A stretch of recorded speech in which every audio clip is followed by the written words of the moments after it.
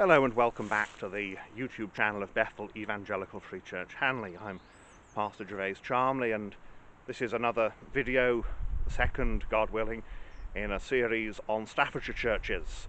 Churches not very far from where we are in Hanley. But what a difference between Stoke-on-Trent, the industrial powerhouse as it was once, and now the post-industrial city, and this rural community out in the Staffordshire Moorlands. This is Upper Elkstone, and behind me is the little church of St. John the Baptist, Elkstone. That's right, it's a church. It's an Anglican parish church now. It's not a Methodist chapel, it's certainly not a cottage or a barn. It never was a barn or a cottage. It's a purpose-built Anglican chapel of ease originally. A chapel of ease is a church, an Anglican church, that is built within a wider parish to serve a part of the parish so that the villagers, and it is generally villagers, don't have to walk a long distance to the parish church, hence chapel of ease. It makes things easier for them. Now, there's been a church here at Elkstone since at least the 1520s. The earliest record of one is in 1524. But this building was built in 1788, probably on the site of the original chapel in the village. It's incredibly simple. As I say, it could be a cottage, couldn't it? It could be a barn. You will notice there are no chimneys, although with the tree where it is, you might think, well, maybe there's a chimney there. There isn't. There is a little pinnacle on the east end, and that's it. There we go, light aircraft going overhead. It's a beautiful day in the Moorlands, lovely day to be out exploring this lovely part of Britain, the Peak District. Staffordshire Moorlands are often overlooked because of Derbyshire having the larger chunk of the Peak District, but this is a lovely part of Britain. It's a farming community. This building was built for a simple community of hill farmers, people who, in the winter, it gets very cold here, and certainly back in the 1780s it got very, very, very cold here. You'd have snow lying on the ground for weeks, even months, and for the villagers here to trudge all the way down the valley to Worslow or Butterton to go to church, well, it's just not going to happen for most people in the winter. So a chapel was provided for them, and it's still there, it's still used. So let's go and have a look inside this little building. It is very, very simple. There is a little Venetian window at the east end, but I think we'll have a better look at that from the inside. So let's go inside and have a look at this building.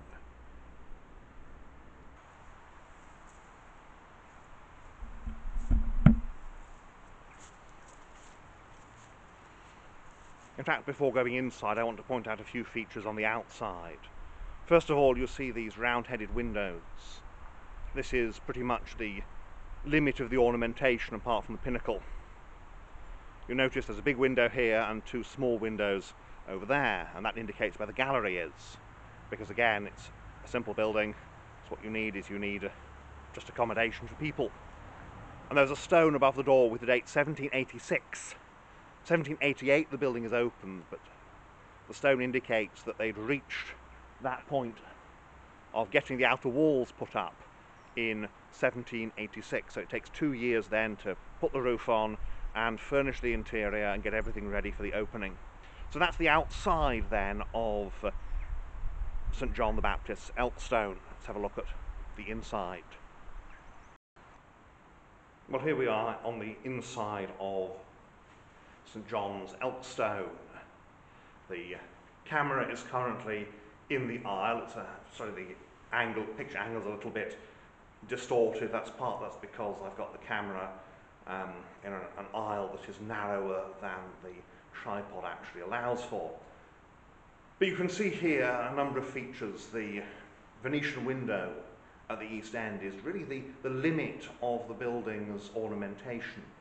You've then got the two-decker, or the three-decker pulpit. Now, it's an unusual three-decker. We'll have a close look at it later. But the layout here is very typically 18th century Anglican. It's something that you would find in many, many chapels and many churches of the Church of England at the time. Most of them, they've been altered, but because this is a simple building, because there hasn't ever been a huge amount of money in the parish, they have left it pretty much as it was originally built, which is a wonderful, wonderful thing to look at. So let's have a look around. I'll point out some of the salient features here. Well, we've come up now to the gallery. Let me take a step down so that my head is visible. This is the gallery at the back. It's quite steep. There's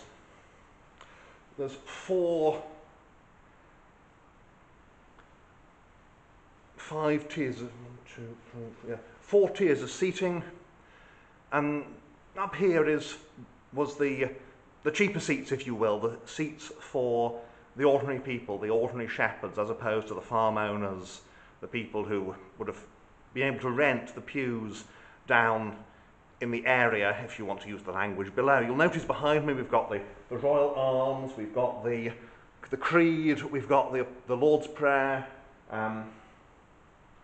There is a commandment board over there, and we've got the pulpit with its sounding board. The sounding board is to improve the acoustics. So I would think the acoustics here would be very good, because this is a building with a flat boarded ceiling. It's a building that's been built in the 18th century for 18th century worship. It's not, as many were, an adapted medieval building. We'll have a look around, and I point out some of the salient features from up here first of all.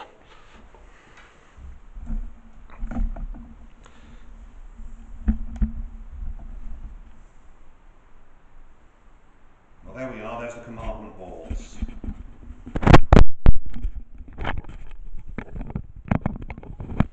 So here we are up in the gallery, there's the commandment boards, and you can see again the windows here to light the gallery. And down there is the 3-decker. Now it is a 3-decker, you can see that because you've got 3 falls indicating reading desks, but 2 of them are on the same level, and we'll explain more about them when we get there. You notice that the railing at the front of the gallery, which now has warning labels on it, because you've kind of got to warn people about these things today. The hymn board is located behind the pulpit. I'll explain why that works normally when we get down there. And again, you have this Venetian window. It's quite interesting because this is a piece of pre-Raphaelite stained glass. Quite posh, quite expensive. It is a memorial to a member of the family, to a member of the community here, and to all the men of the village who died in the Great War in 1914-18. I'm recording this the week of Remembrance Sunday, hence you've got these poppies displayed. And as we go down here, we see there's a 3-decker and the pews in the area, and you'll notice these are box pews. They've got doors on them. Not all the doors survive, but the box pew, as we said before, they were rented to families. You have a family would have their pew. So here we are at the front of the gallery now, looking. Those are things hanging from the ceiling, are not lights, they are heaters, and very important they will be in the winter too. And as we turn around, we can look up at the gallery pews, and you'll notice these are not, although these do indicate they had doors. Here the doors have been removed, but certainly the ones at the back would have been your free seats, but no, the ones in the front, I correct my earlier statement, the ones at the front would probably have been rented as well. All white painted. It very much feels like a farmhouse kitchen here, which is a lovely way to think of this little chapel. It's the sort of architecture, the sort of aesthetic that the people here would have been used to at home, like a well-scrubbed and painted and very neat, well-kept farmhouse kitchen. So yes, the east window, resurrection, Christ rising from the dead. It's 1920s, post World War One. Well, let's go down and have a look at the area now of the chapel, if we can put it that way. Well, here we are from the back. We are under the gallery, just by the gallery stairs. And as I turn the camera, you can see hear the gallery stairs, and it's very much it's like a farmhouse staircase would be, quite narrow and all that. Here are some of the pews, again looking at that wonderful three-decker pulpit. Now, again, to explain how three-decker pulpits work, you've got three places there. One of them would be the parish clerk's desk. Now, the parish clerk was a functionary, a man who led the congregation in their responses in the prayer book. The Anglican prayer book, of course, you've got a liturgy, and the parish clerk is a representative of the people. He leads the people. In some churches, he was, certainly in the 18th century, he was the only one who actually spoke the responses. The second is the reading desk, and that's where the minister reads his part of the service from. And the top deck is the pulpit proper, where the sermon is preached from. Those are the three that make a three-decker pulpit. Occasionally you see pulpits with a fourth section for the churching of women, but that's incredibly rare. It's something you find in some places up north. It's very rare, in fact, to find intact three-deckers today. Normally today they have been destroyed because the Victorians didn't like them. The Victorians felt that they created... Well, the Victorians basically felt that it felt a bit too nonconformist, that they wanted to be different. Well, the three-decker is actually a very Protestant thing. It's a very Anglican thing. You don't really find it among the nonconformists because it's to do with the liturgy and how the liturgy works. But in the 18th century, in the 19th century, the parish clerk is kind of phased out. You won't really find parish clerks today in the Church of England. You see, there's the two columns that hold up the gallery front. And this kind of interior really irritated the ritualists. The ritualists are the people who are trying to put into practice the principles of a sort of, well, the idea that there we are, there's the three-decker again, with its sounding board, and that is, of course, to bounce the sound from the sermon back down. I'm not sure it's truly necessary here, but obviously someone thought it was. As the ritualists are trying to put the principles of the Oxford movement into practice in terms of how they actually do worship, to put it that way, how you actually carry out your services. And to say, well, if we're going back to the medieval Catholic Church, we need a service that seems like, that feels like the medieval Catholic Church. And so they want something that's more Roman, really. Now, here we have a genuine pre-ecclesiological interior, basically intact. You've got here the communion rail, and here the congregants would kneel, obviously in small groups, because you can't get very many people at that communion rail. It may well have been that originally it was a three-sided rail and a much smaller table, and that's one of the changes that's happened, like the stained glass window. You've got a bigger table that is now set up as an altar. Now that is not authentic for this building, but obviously someone in the past decided that's how we want to do things. Thankfully, that's the limit to the changes, and the glorious three-decker is still there. Three-deckers are good. It's my opinion anyway. We have a modern electric organ. In the past, there would have been a band somewhere, but also there would have been, in the past, after the band probably, a harmonium, which would have been foot-pumped because, of course, no other way to power it. Now again, the east window, Resurrection, and you've got the two Marys, I would think there. And look out the window, and you get that wonderful clear glass. Everything other than the east window is clear glass. And you can just look out here. We have here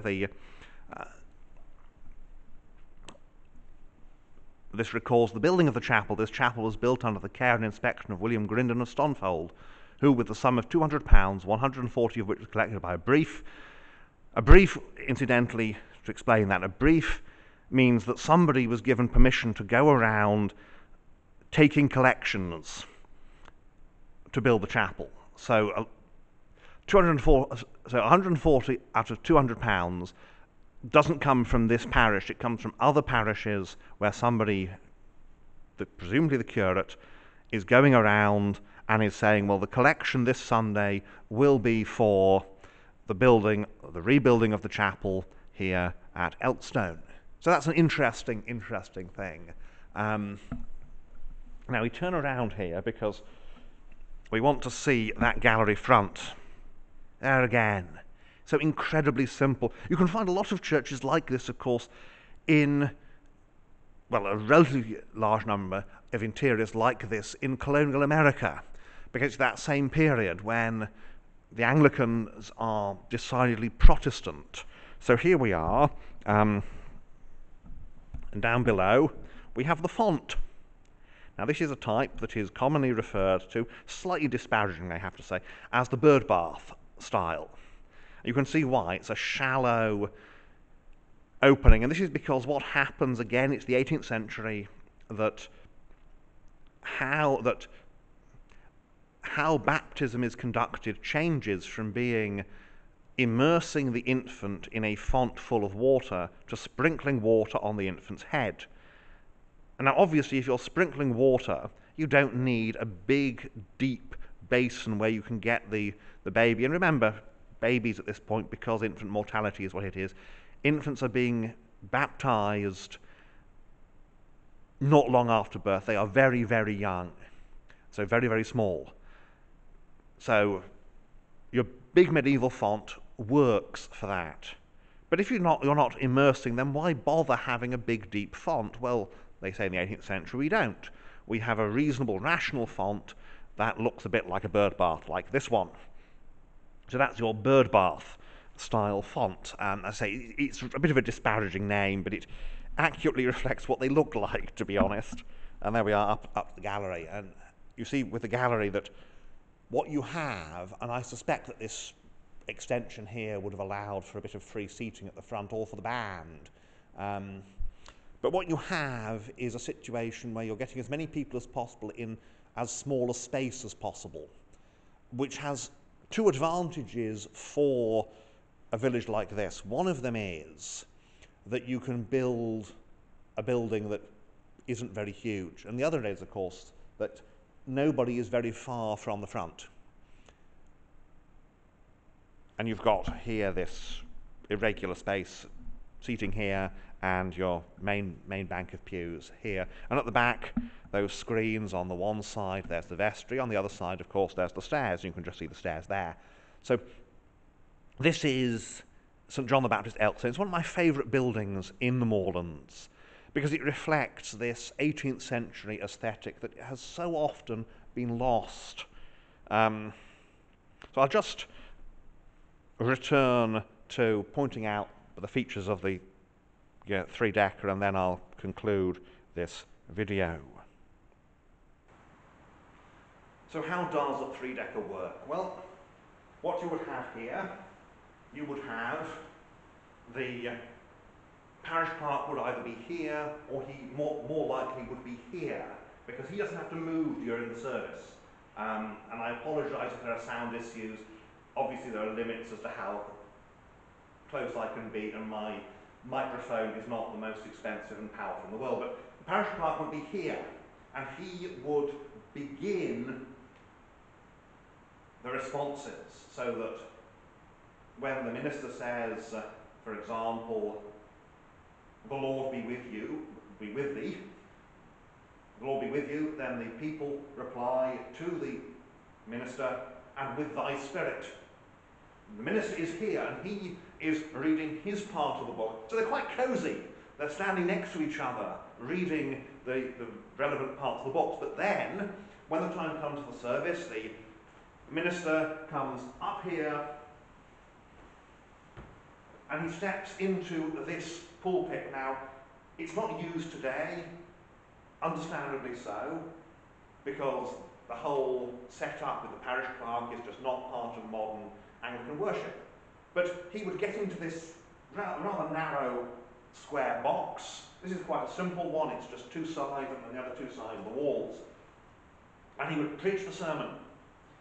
and then he would come back down again after the sermon, and he would finish reading his part of the prayer book with the parish clerk over here doing the responses for the people. So that's how a three-decker pulpit works. This is one of the simplest ones. It doesn't really have three decks. Now, why the language of the three-decker pulpit? Well, of course, it's a language that comes from the Navy. That the biggest warships in the Royal Navy at the time were the three-deckers. So, again, it's 18th century, age of sail, and that's your three-decker pulpit.